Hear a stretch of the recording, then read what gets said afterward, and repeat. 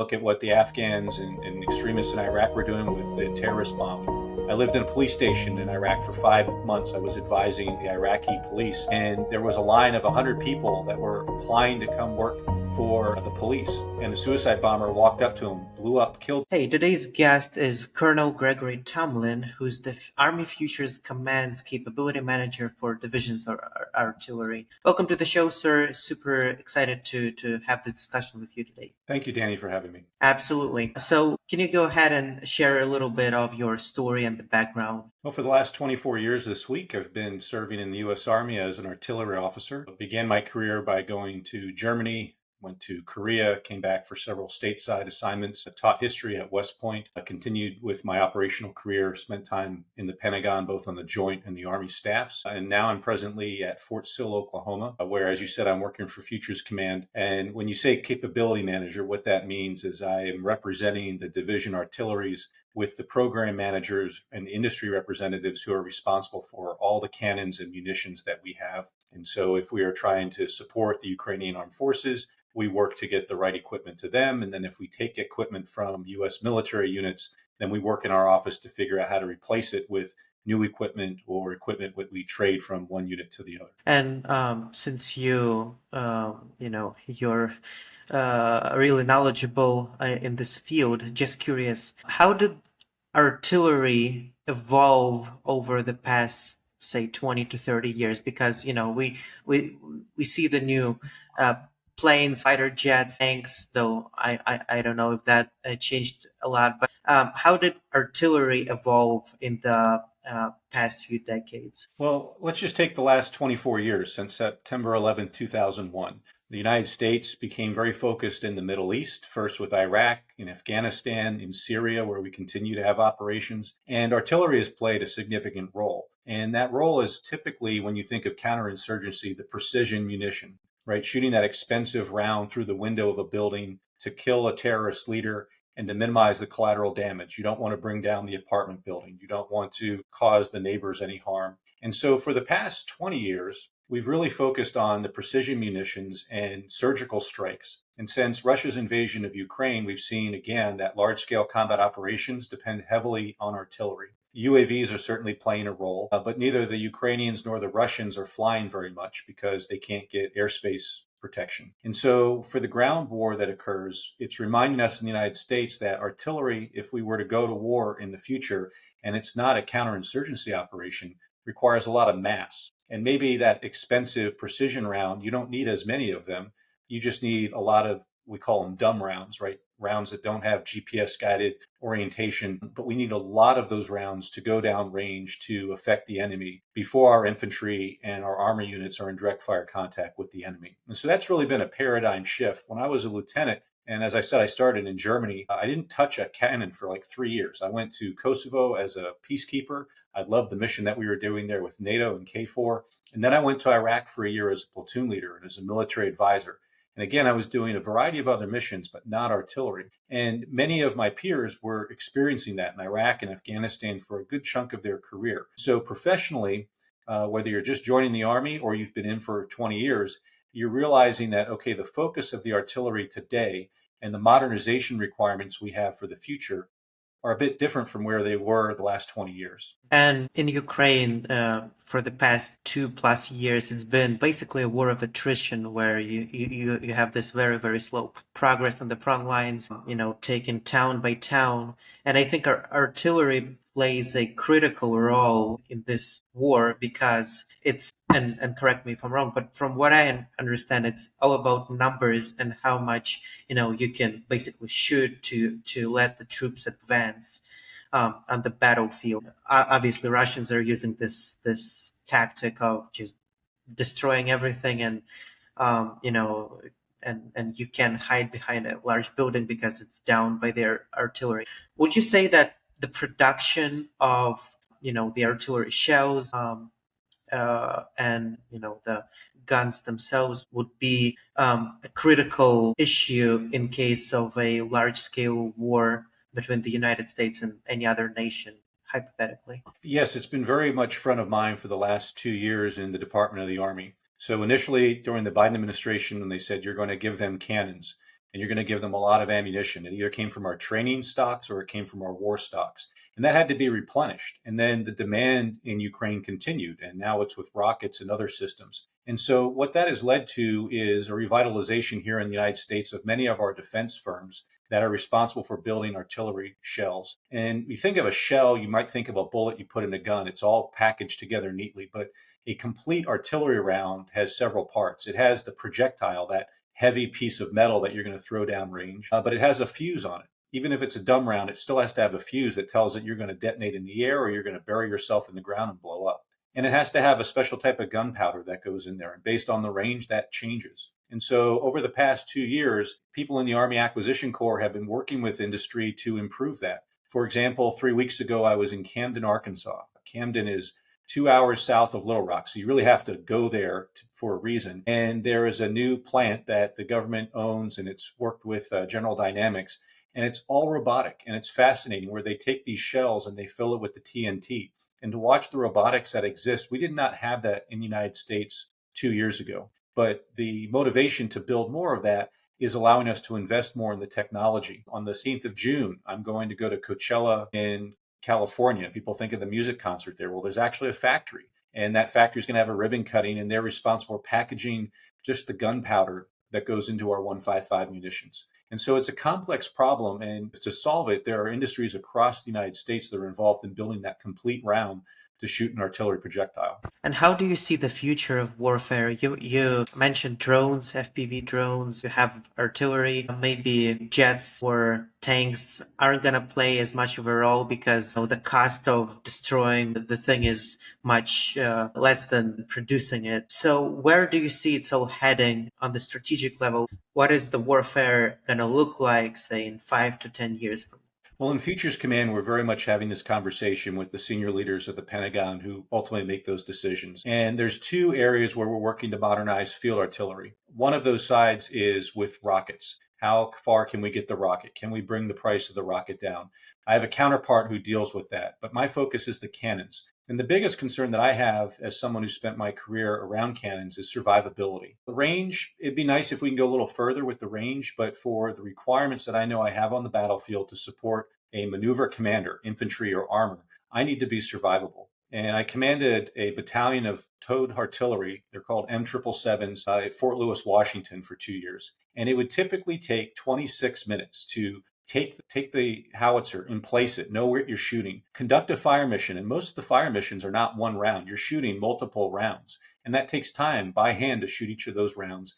And then you have to displace, which means collect all the material you put on the ground, connect it back to your truck, and drive at least 500 meters away so you're outside of that counterfire bubble. Unfortunately, what we know from Ukraine is that you have about 3 minutes to conduct this now. And we have tracked artillery, the paladins that are in our armor brigades, and they have the ability to stop, shoot, and move. And they're going to be relatively protected within that 3 minute time frame. But it's very difficult to take a towed artillery piece and go from 26 minutes on average to 3 minutes. And so what we're looking at right now is, can we put our towed howitzers on wheels, a mobile tactical cannon that we're calling it.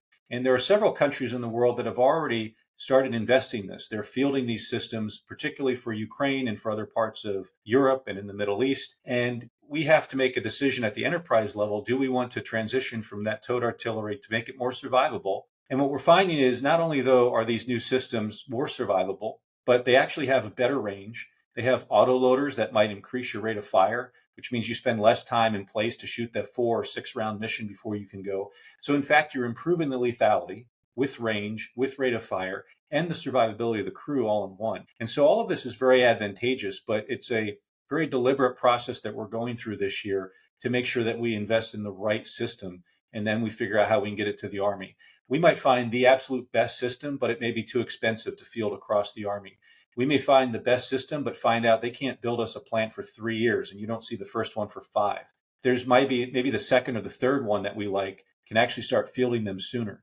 And so all of that is part of the calculus that we're trying to develop, to understand, and present to senior leaders at the Pentagon so they can make the right decision for our artillery modernization. Appreciate you sharing this. Switching back to your personal journey, curious to learn about your leadership style and how you do you have some philosophies or principles that you follow? Leadership, I think, and especially in the Army, is all about continuing to learn and evolve. We have a rank structure in the Army. And so as soon as you understand what you're doing, they promote you and they send you to something different. So leadership, I do believe, has to continue to evolve. And the things that you do as a tactical leader, when I was a platoon leader in Iraq, are very different from the strategic things that was involved in for the 5 years I spent in the Pentagon, but working on the staffs for both the Joint Staff and the chairman, and then on the Army staff for the Secretary and the Chief of Staff. But leadership in a practical way, you have to be able to communicate to the people that work for you. And when I was a captain, so I'd been in the Army for 6 years, they gave me command of a battery. And this battery was in Korea. And I thought about, I needed a command philosophy. I need to talk about what we need to do. And I wrote this 1-page sheet. It was the command philosophy. And I thought it was really good. And it talked about all the things we needed leaders to do and soldiers to do so that we could be successful together. 10 years later, I'm a lieutenant colonel. I'm going into battalion command at Fort Lewis. And I kept going back to that sheet. I'm like, all right, it was a good sheet, but did people read it? And in Korea, I had 120 soldiers. Now I'm going to have 650 soldiers. I can't talk to 650 soldiers every day like I could with 120. So I spent several months trying to figure out before I took command how to write a command philosophy that would be helpful to everyone.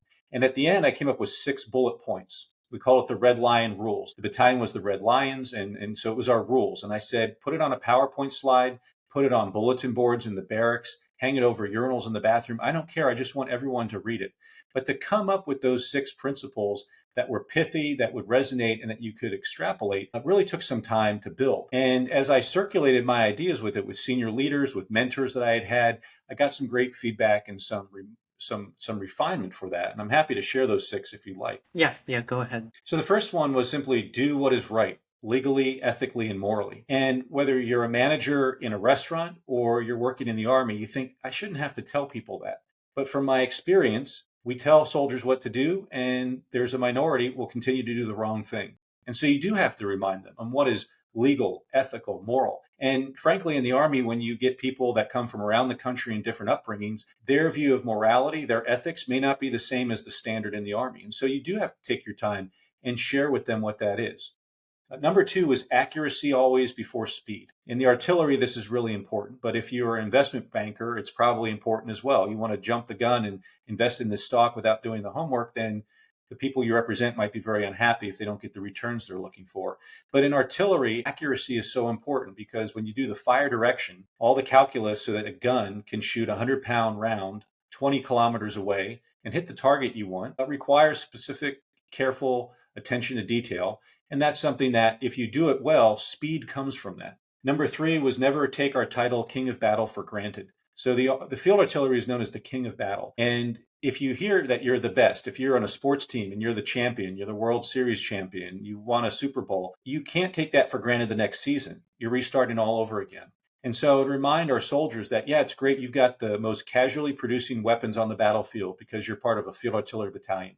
But going back to that accuracy piece and how that leads to speed, you're not going to do the missions that they need, bringing artillery in danger close to infantry on the ground who are in danger, putting in a smoke screen for 20 minutes so they can put a bridge down and cross a river, unless you practice. Practice more, you get to retain that title of King of Battle. Number 4 is be integral to our unit and never indispensable. Train others to take your place. And I think that's very important. Wherever you go, you find someone who gets very good at their job and they don't want to share the knowledge. Whether it's putting information on a SharePoint so they know where to get it when you're gone, or they don't teach other people the same skill.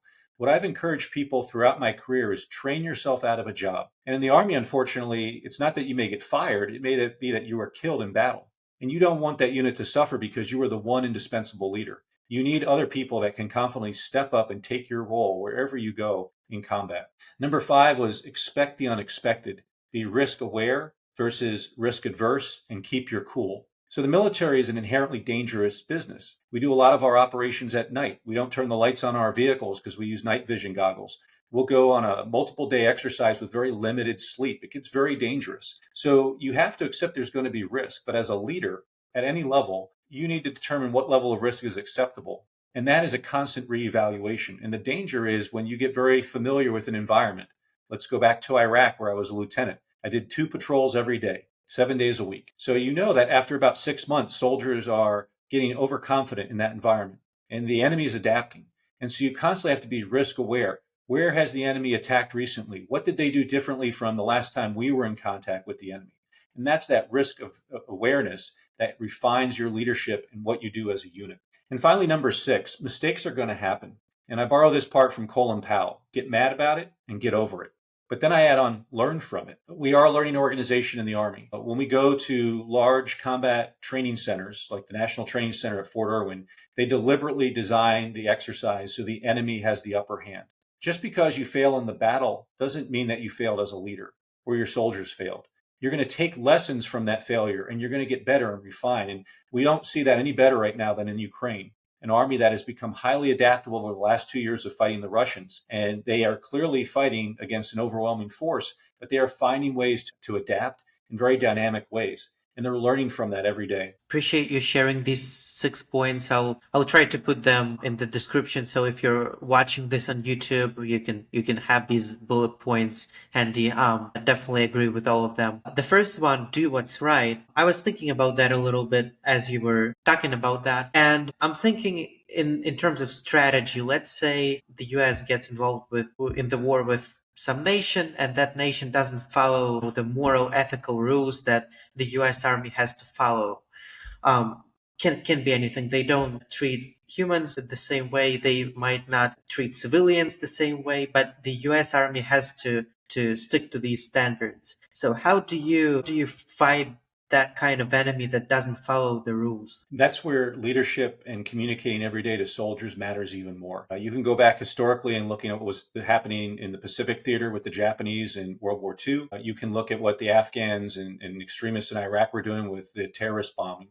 I lived in a police station in Iraq for 5 months. I was advising the Iraqi police, and there was a line of 100 people that were applying to come work for the police. And a suicide bomber walked up to them, blew up, killed 60 of those people.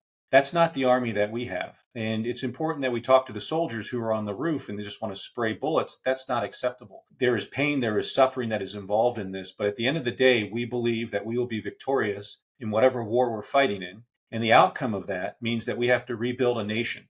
And ideally, we rebuild a nation like we did Germany and Japan, who are our allies decades later, people that we have relationships with socially, culturally, economic. And if we were to go to war either in Europe or the Pacific today, we can be pretty confident that those armies will follow us into that war. And so that's that long-term piece that we've got to focus on, even if there's that immediate idea, well, there's no embedded reporters today.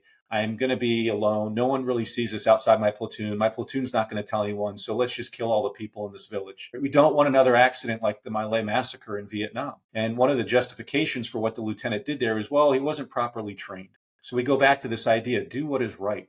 And you have to talk about that constantly in developing leaders and soldiers. Where I want to go with this is these kinds of inhumane tactics that the enemy may use, they can give them tactical upper hand on the battlefield because they don't have to, worry about civilians, or they can hide in their houses or whatever the scenario is. So how do you confront that without losing your moral obligations to those people? It is challenging, but what I saw for the 20 years we fought in Afghanistan and Iraq is that we spent an awful lot of money making those precision munitions to minimize the amount of collateral damage. And we looked at opportunities to go seize people on the ground, terrorist leaders, mostly at night. So we weren't doing it when the marketplace was full during the day, when the streets were empty and we could quickly move in and out without damaging people's cars, splashing sewage that is open on the streets onto the clothes of the civilian population. Throughout the entire effort, you have to have a conversation with the host nation population to ensure that you're doing the right thing. And it really does get difficult. There are times in previous wars where the President of the United States has called foreign heads of state directly and said, I know that you want to retaliate at something that, for example, the Iraqis shooting Scud missiles into Israel did. I know you want to retaliate. I don't want you to. Right? We have to think beyond the tactical response and think about the strategic implications of that, the alliance we're trying to retain. We will avenge you. It will take time. Yeah, appreciate you sharing this. Again, going back to your personal journey, I'm curious to hear from you your take on mentorship and mentoring either young soldiers, or even maybe some takeaways from you being mentored from other people in the past. Again, do you have a philosophy or approach to mentorship? So your question is very timely because this week I'm meeting with captains here at Fort Sill, captains in the Army come back to their schoolhouse in Fort Sills, the artillery school, for a 6-month course called the Captain's Career Course. And if you're a colonel here at Fort Sill, they ask you to be a senior mentor for one of the classes going through. So I spent lunch hour today with a group of 20 captains. I'll spend tomorrow's lunch with another 20.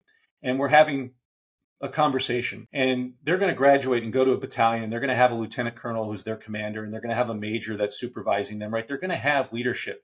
But what the senior mentor gets to do is sort of sit back now that I've been out of battalion command for 4 years and reflect on what was really good, what wasn't so good, what things I wish the captains knew before they took their jobs. And I have the opportunity to share that with them. And I give them products that you're going to be a hard charger about this, but you need to think about these other things as well, and they're important. The other part about mentorship that I emphasize, and I've been very deliberate about this since I was a lieutenant, is counseling. So in the Army, there's an expectation that when you are a supervisor, you counsel the individuals who work for you at the minimum when they begin the job, and then every year when they get their evaluation. My personal philosophy on this is I sit down with one-on-one counseling. You get a calendar invite on Outlook from me. You come to my office, I shut the door. We're focused on having a conversation together. I ask for your duty description. What do you think you're doing here? And maybe the duty description's wrong. Maybe we rewrite it.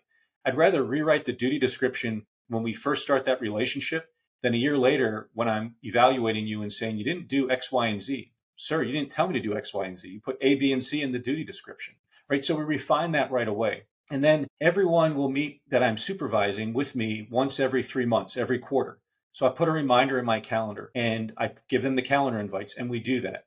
And then when we do the evaluation, I sit down with them, I look them in the eye and I say, this is why you have the evaluation you have, good or bad. And if it's bad, how can we get this better? If it's good, how can we make it even better? How can you share this with your subordinates? It is very easy for my peers to say, I'm too busy to counsel. Too many times in my career, I've never had initial counseling in a formal setting, or I've been told, hey, your evaluation is ready to sign. And in my view, if you don't have the time as my leader after a year of service to sit down with me and review the evaluation, then you don't really merit me as an individual. And so I've always made that point. And when I was a battalion commander at Fort Lewis, I had 65 lieutenants on average. It's a lot of lieutenants. And I'm like, how am I going to get through 65? And what we do in the Army is every night there is a lieutenant who's the staff duty officer. He's available in the headquarters, spends the night there in case there's a problem with the soldiers, or if you get an alert. Well, they finish their shift every morning after PT. So when I would complete PT for the first 60 days, I went to my office and I sat down with that lieutenant. And by the end of 2 months, I had met with the first 60 of them. I made up for it on Mondays for the guys that were in on the weekend. I would just say, hey, come to my office and I'll plan an hour and a half to get through 3 lieutenants versus just 30 minutes with one of the lieutenants. It takes an inordinate amount of time, but the feedback that I've received from subordinates over the years is it's valuable. And I feel that I wouldn't be a very good leader if I'm evaluating you on your potential in the future for promotion, which affects your career and your family, if I'm not having those touch points with you at a minimum of every 3 months. Appreciate it. And the last question I want to quickly discuss before we end is around emotions and uncertainty. Let's say you're on patrol in Iraq and you never know what's going to happen. You might be under fire in a minute. Sometimes you don't know, you lose signal and you don't know what's going on. And things like we as humans, we tend to panic and spiral. It's probably our default approach to this, and somehow people in the military, they operate despite that. So is it something that training helps you overcome, or is it something that you have to work on yourself and develop in yourself? How do you deal with those kinds of things? So, in 24 years in the Army, I continue to be surprised by things that happen. And the ability to pause and put into perspective is very important. Now, in the tactical environment, as a 25-year-old lieutenant leading a platoon in Iraq, it's a little different. I don't have 46 years of experience. I've got 25, and I've only been in the Army for 2.5 years. It's very different. But you are trying to constantly put in perspective, and you start with what training have I received and have confidence in that training. And we emphasize it with that soldiers. So to get the speed that comes from the accuracy, that applies when you're in absolute chaos, because you're now having an RPG go through the door of the Humvee behind you. You've lost radio communication with people. Throughout my career, I've had challenges as well. And it's about putting that in perspective, trusting the training, and then trusting the people around you.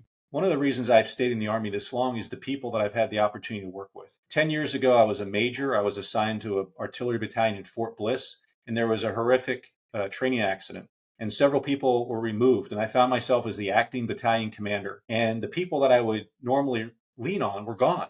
They had been taken out of the unit. And there was a lot of challenges going on. We now had a family that was grieving the loss. We had a unit that was uncertain because of the accident.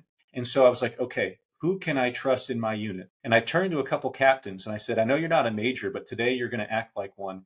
And they stepped up. And it was really rewarding to see these two captains in particular step up. And they helped me lead that battalion through a very difficult period. And we became successful again. And replacements came in, the unit went on, and people forgot about that incident.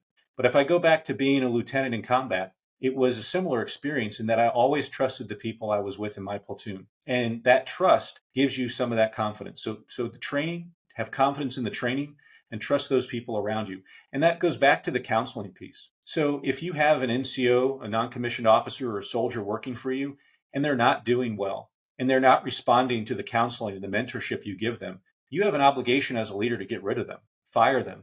My platoon sergeant was fired right after I got into Iraq.